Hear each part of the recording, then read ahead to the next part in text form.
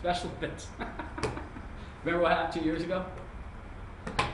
When Clark tried to cut special events? Yeah, let's not talk about that was bloody. Parade. That was bloody. You know what? Special events. What are special events? The Veterans Day Parade? Do I support cutting the Veterans Day Parade? No. No. No. I mean, those veterans who live here in the city of Jacksonville, they pay taxes as well, and they want the Veterans Day Parade. So special events, I think it's a mixed bag. I think what we have done, though, we've gotten better with special events, and like, for example, the JEA, the JTA, the what's the other one? JAA. They can't contribute to general revenue. I don't know if you know that, because well, JEA does, but the JTA and the JAA, because they're independent of the city, they can't. They're part of consolidated government, but they can't contribute to general revenue.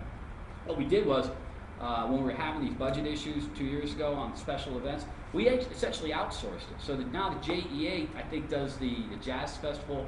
The port steps up in their budget because they've got marketing budgets as well. They've taken a lot of responsibility, financial burden off the city for special events. So that's the way we've gotten around that. Public safety. Public safety cops need more cops in the street, and I think it's proven true. I think it's proven true. I think that the dramatic reduction, the drastic reduction we've seen in crime in the city and violent crime is a function of the number of cops we've got in the street. I mean, it makes sense. It makes sense. By and large, I think the JSO is doing a good job. And I think, again, in as much as that's an investment, it's paying dividends. We're not going to be successful in growing the city and moving it forward if we're on the front page of the New York Times as the murder capital of the country. Who was it? It was in Washington when Bush was still in office, before Obama got in there. And it might have been the mayor or somebody else who was in D.C. and was talking to the president. Now, when you've got your list of people coming up, obviously the president's people brief him on what's going on in any particular community. First thing that came out of the president's mouth was, "How's that murderer situation doing down there?" That's not a good thing when the president of the United States is talking about your murder rate. All right. Should ask about the Jaguars, right? Yeah, well, that was another one. The Jaguars are moving to L.A. Jaguars are not moving to L.A. All right. San Antonio. Conrad. What do you believe is the solution to the city employee pension problem, and what steps would you take as a council member to work toward that solution? Where do we start? First of all, I think we have started the process correctly. We've been involved in negotiations with the Police and Fire Pension Board for the last 2 years to modify the pension plan for newly hired employees, which upon final adoption will save the city probably about $750 million. However, that's money 20 years out. That doesn't address the current situation with both the existing benefit levels and the underfunded obligation. Underfunded obligation, I think that's a no-brainer. We've got to pay more money into the fund to get it back up to where it is. But it's also a function of what happens in the stock market. The good news is that the market's back over 12,000, as you probably saw in the newspaper, which means the cataclysmic drop that we saw in the funding levels is returned. I mean, it's back. We've got it back. Now that we can't all take a deep, breathe a sigh of relief and move on. We've essentially, after 3 years, we've healed ourselves somewhat. But we can't rely upon market performance to restore the funding levels to what they should be. We need to continue the aggressive move we've made over the last few years to better fund pension obligations. As I said, I think when Peyton came in, to his credit, we were paying $40 million a year into the pension. We're paying $120, and it's going to go up next year. So that's point one. We need to continue the funding and hope and say a prayer that the market continues to improve and recover. Now, with regard to the benefits. Two things need to occur. Well, two things need to occur. We need to resolve an issue that's been long-standing. I don't know if you know the history of this, but back in the 90s, maybe the 80s or the 90s, the city got into a lawsuit, got into wrangling with the Police and Fire Pension Board over the fact that there were allegations that the city wasn't properly funding. There were chapter funds coming from Tallahassee, from the legislature, from the state, that I think we were dropping into general revenue. This is well before my time. All right, Police and Fire Pension comes back and says they sue us, and they say, well, okay, you've got to stop that, and da da da. So we litigated, and then we entered into a settlement agreement, another settlement agreement. beware of lengthy settlement agreements, okay? The terms of the settlement agreement were that I think police and fire pension advanced from the pension funds to the city, because we had some sort of budget shortfall at the time, I think about $30 million, okay? In exchange, we guarantee pension benefits for existing employees to 2030. Hello, so not only do you have this bargaining obligation, you've got a contractual obligation independent of the bargaining obligation. You know where I'm going. So we have two obstacles. We have two obstacles to effective reform. That is an albatross around our neck, and I think that the only solution to it ultimately probably is litigation. And that's going to be protracted. Now, the other issue is what needs to occur on a state level. We need the governor and the legislature to reform public sector labor law. Assume you leave the benefits as they are. Okay, what's the other economic parameter that you have to deal with? Wages. Okay, so you can see the benefits out there, but okay, if we're going to pay you these benefits, I'm a labor lawyer by trade. I don't know if you know that. I've negotiated probably about 150 union agreements in my life on management side. So assuming the benefits are locked in stone, then the only thing you can do if you want to balance this thing is to take it out of wages. How do you get the wage cut? Well, you see what we've been wrestling with. That is, we've been hell-bent to get 2%. All right? Now, we're going to take more than that. How do you do that? Well, that's a flaw in the public sector labor system, and that's mandated by state law. That is, there's no strike, there's no lockout, and the process for resolution of these issues is very tedious, time-consuming, lengthy, and it's a war of attrition. It's a war of attrition, and they always win. They always win because people have short memories. And I told the governor when he was here on Veterans Day, I said, Governor, we need legislative relief. He goes, you got it, it's coming. So you saw what he did in the paper yesterday. He's talking about pension reform issues. Now, that's not necessarily the structural reform that I'm talking about, but at least he's talking about modification of their pension systems, and what ultimately happens on a state level trickles down to the local level. So we got to fund, we got to negotiate, and we got to legislate, and that's how we're going to get out of it. Right. All right. Mr. Webb, are there any fees that have been put in place by the current government that you would attempt to reduce or remove, and having removed or reduced them, how would you recover any shortfalls? That's a great question. I opposed, let me see, I voted against the stormwater fee, I voted against the garbage fee, I voted for the franchise fee. The garbage fee and the stormwater fee came up during the normal budget process. The franchise fee came up, I think, about 45 days after the budget was passed 3 years ago. And I think you'll see the voting record. I think most members of the council, even those individuals who voted against the original two fees, voted for the franchise fee, because the problem was that at that time, the budget was already balanced. If we didn't pass that fee, we were looking at, I don't know, maybe a $50 million shortfall in the budget, and we would have lost our sales tax revenues, right?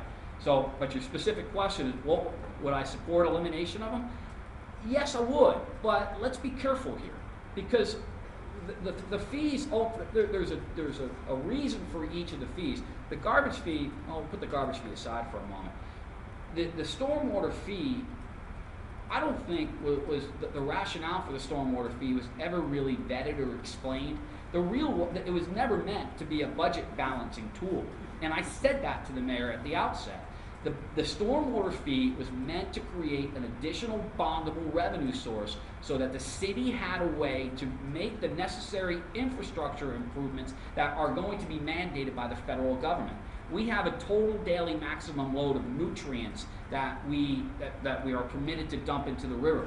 We have a big river, we got a big city, we don't have the infrastructure. That was the purpose of the stormwater fee.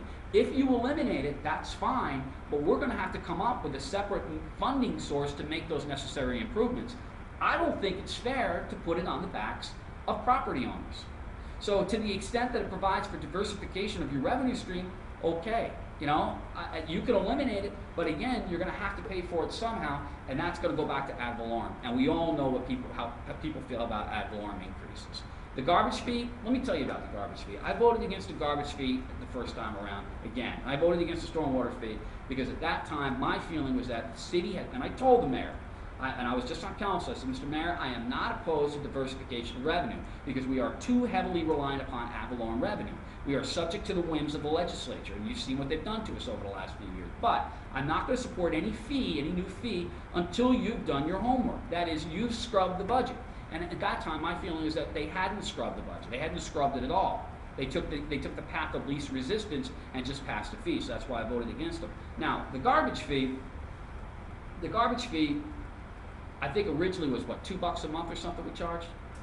Something like that. 2 or 250. $2 or $2.50, and I think such, and it was double this past time. I supported that, and here's why I supported that. Back prior, at the time of consolidation, the outlying areas were already paying a garbage fee. I don't know if you knew that. They were paying a garbage fee to the county, but then we consolidated the county with the city.